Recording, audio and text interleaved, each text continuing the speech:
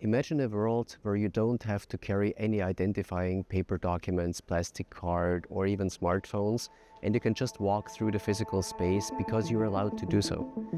When you have a valid transport pass, the train doors open for you and you can just enter them. If you're an employee of an organization, you can just walk into the office because you're allowed to do so. Biometric authentication, like face recognition, enables to build such a world. What happens if that is being deleted? What happens if you are censored as a person? The potential for abuse is just too massive.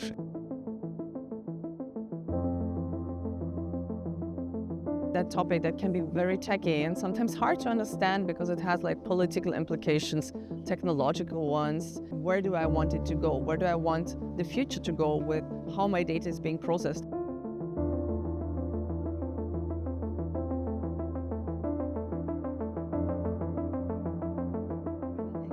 The exploration into how data is captured, where it's stored and how it's manipulated has really shocked me, because we like as artists to think that we have agency over all the tools of art, and it appears that we don't.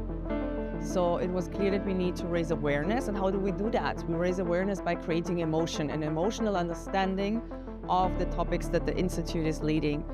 The Digital Shadows project here at the Ars Electronica Festival is the artistic representation of over 5 years of research in our Christian Doppler laboratory for private digital authentication in the physical world.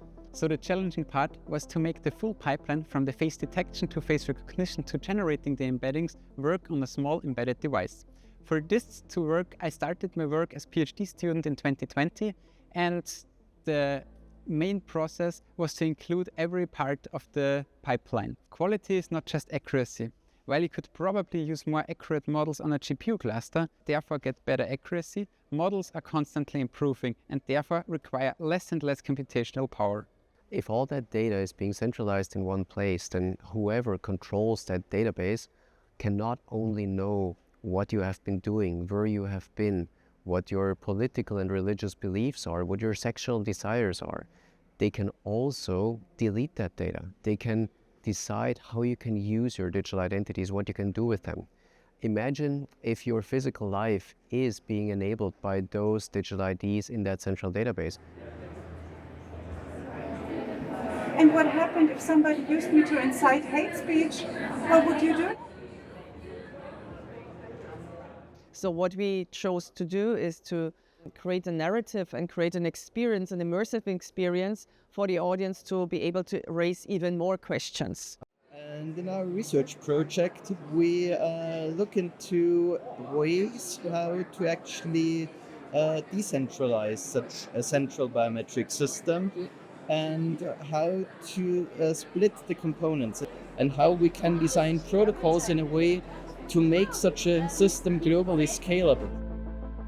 Art turns ideas and concepts into physical forms, and it brings it into the space and into relationship with the people who are struggling with the ideas and concepts, and they can feel their way into making decisions and responding to how those reactions to meeting their avatar, that has a visceral reaction, has an emotional reaction, and they leave the space with their minds challenged and changed.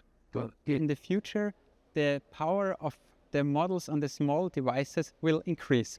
There is constant research on how to create better models which are able to perform on an embedded device. Whatever we do, we want to raise more questions. We don't want to portray a solution because there is no solution out there, but we might find one if we keep asking more questions together. And how we imagine things into, not just into space, but into being, and how through that imagination we are able to shape and influence the way that we feel about things, because people, systems and society doesn't change unless we feel it. The best way to build systems in a different way was 20 years ago. The second best time is right now.